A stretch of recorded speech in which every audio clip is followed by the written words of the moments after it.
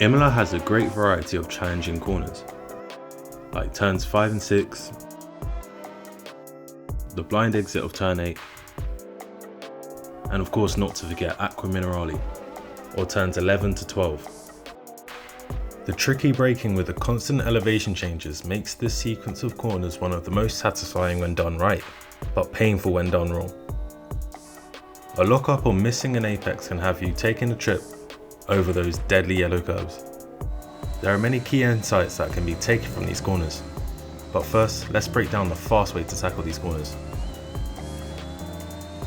Staying to the left as we fly down the hill, we go for a sharp turn in, hitting that inside curb and of course missing that yellow curb.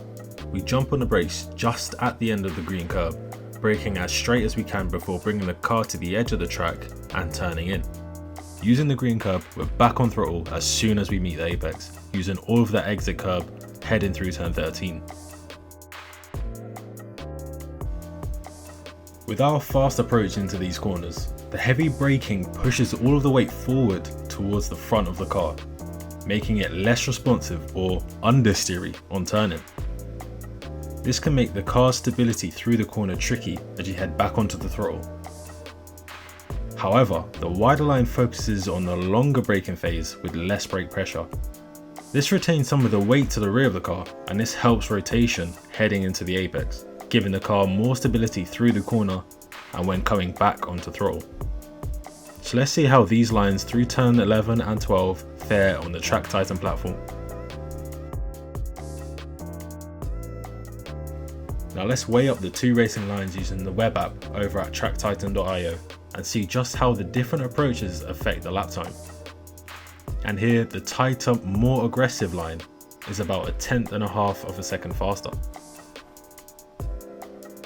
Heading into the braking phase now through turn 11, we can see the difference in braking as the blue line's approach balances the brakes through T11 and carries the speed all the way into the apex of turn 12. Whereas the orange line is braking hard and in a straight line before meeting turn 12's apex. These two lines into turn 12 also result in different exits. Less brake pressure on entry into turn 12 helps with rear rotation, making the car straighter on exit, and gives the car better traction as they get back onto throttle up the hill. Whereas the orange line will have a tougher time with stability on the exit curve as it comes back on throttle and struggles to keep left through turn 13, which is the shorter, faster line up the hill.